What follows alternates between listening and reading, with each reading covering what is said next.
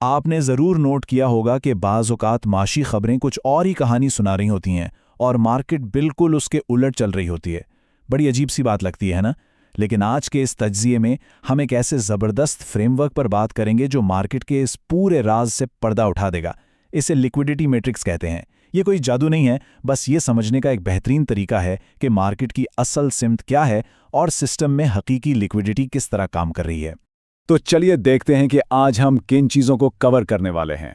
पहले हम मैट्रिक्स के वेरिएबल्स को समझेंगे, फिर फैलाव और सिकड़ाव के वाज़ेह रुझानात पर बात होगी, उसके बाद लिक्विडिटी रोटेशन, फिर छुपी हुई नरमी यानी हिडन ईजिंग के खतरे का जायजा, लिक्विडिटी ट्रैप सिग्नल और आखिर में इन रेजीम्स का सुनहरा उसूल।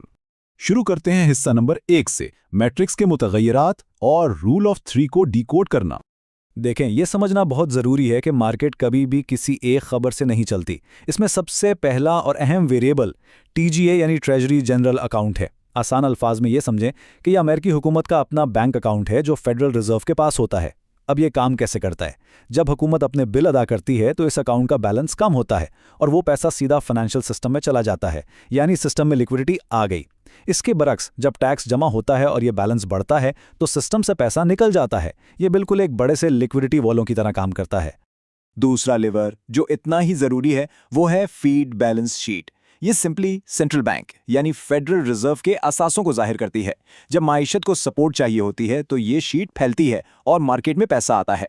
लेकिन जब महंगाई को कंट्रोल करने के लिए क्वांटिटेटिव टाइटनिंग या QT की जाती है तो ये असासे कम किए जाते हैं, बैलेंस शीट सिकुड़ती है और मार्केट से पैसा खींच लिया जाता है। इसका मार्केट की मजमूई लिक्विडिटी पर डायरेक्ट असर होता है। और इस त्रिकोण का तीसरा हिस्सा है ICI inflow. Investment company institute का ये डेटा दरअसल ट्रैक करता है कि सरमायाकारों का पैसा जा कहाँ रहा है। जब भी मार्केट में गैर यकीनी सूरत हाल या डर होता है तो लोग अपना पैसा महफूज जगहों पर पार करना शुरू कर देते हैं। तो जब ये इनफ्लो बढ़ता है तो ये साफ जाहिर करता है कि मार्केट में खौफ है और पैसा साइडलाइंस पर जा रहा है। अब हम आते हैं हिस्सा नंबर 2 की जानिब, वाज़ेह रुझानात यानी फैलाव और सुकड़ाव।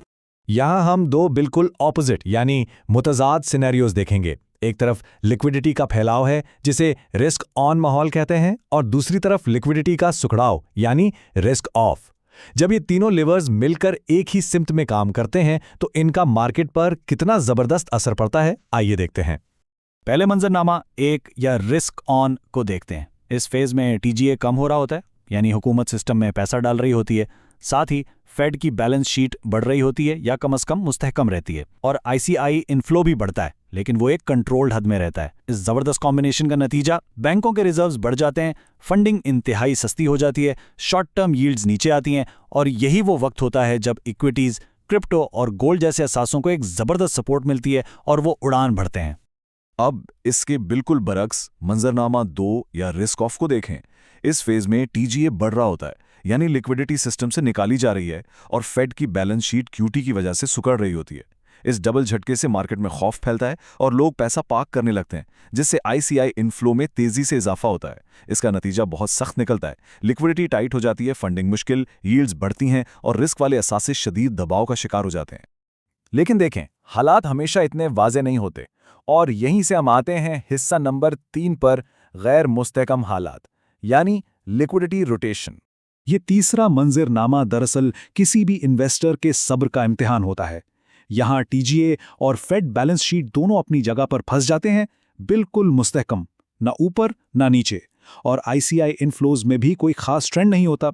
जब ये तीनों वेरिएबल्स रुक जाते हैं तो मार्केट रेंज बाउंड हो जाती है।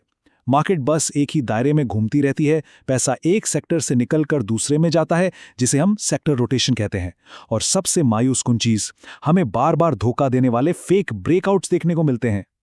चलिए अब चलते हैं उस तज्जिये के सबसे हैरान कुन हिस्से की तरफ। हिस्सा नंबर 4, पोशीदा नरमी यानी हिडन ईजिंग का खतरा।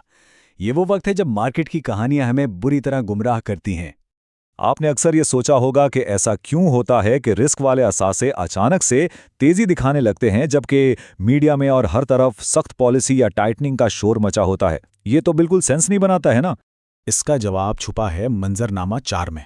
इस सेटअप में होता यह है कि फेड की बैलेंस शीट तो मुस्तहकम होती है या थोड़ी कम हो रही होती है, जो कि सख्ती का तासुर देती है, लेकिन इसी वक्त TGA में तेजी से कमी आ रही होती है। ये गिरता हुआ TGA खामोशी से सिस्टम में बहुत बड़ी मिकदार में लिक्विडिटी डाल रहा होता है और साथ ही ICI इनफ्लो भी बढ़ता है। इसका एंड रिजल्ट ये होता है कि ये छुपी हुई लिक्विडिटी फेड की टाइटनिंग के असरात को बिल्कुल कैंसिल आउट कर देती है। जो लोग सिर्फ फेड की बातें सुन रहे होते हैं वो हैरान रह जाते हैं जब मार्केट में अचानक पैसा आता है और रिस्क वाले एहसास से ऊपर जाना शुरू कर देते हैं। अब आते हैं 5वें मंजरनामे की तरफ।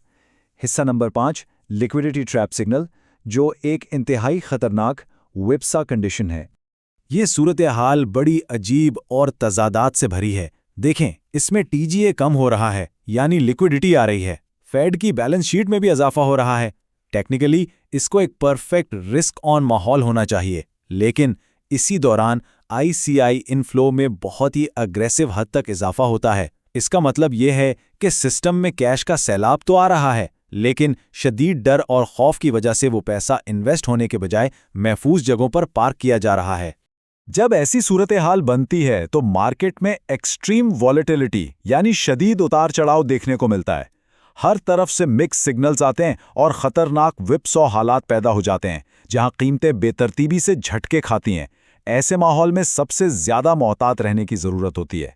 खैर, अब हम आते हैं अपने आखिरी और सबसे अहम हिस्से की तरफ। हिस्सा नंबर 6, रेजीम्स का सुनहरी उसूल, जो कि इस पूरे फ्रेमवर्क की हतमी सच्चाई है। अगर हम इन 5 मंजरनामों को एक साथ देखें तो पूरी तस्वीर साफ हो जाती है। चाहे वो फैलाव का साजगार माहौल हो, सुकड़ाव की सख्ती हो, रोटेशन का जमूद, पोशीदा नरमी का धोखा या लिक्विडिटी ट्रैप की उलझन, टीजीए, फेड बैलेंस शीट और आईसीआई इनफ्लोज, इन तीनों लीवर्स को एक साथ मिलाकर परखने से ही मार्केट का असली चेहरा बेनकाब होता है। इस पूरे तज्जिए का सबसे अहम सबक और गोल्डन रूल यही है कि कोई एक डाटा पॉइंट कभी भी काफ़ी नहीं होता, उनका मजमूई कॉम्बिनेशन या रिजीम अहमियत रखता है। अगर आप सिर्फ टीजीए को देख रहे हैं या सिर्फ फीड को सुन रहे हैं तो आप यकीनन एक अधूरी तस्वीर देखकर अपना नुकसान कर सकते हैं। तो अब जब भी आप कोई मार्केट एनालिसिस सुने तो खुद से एक सवाल ज़रूर पूछें, क्या ये तज्जिया महज एक गुमराहकुन डेटा पॉइंट पर मबनी है या फिर वो कामयाबी से इस मुकम्मल रिजीम कॉम्बिनेशन को डीकोड कर रहा है।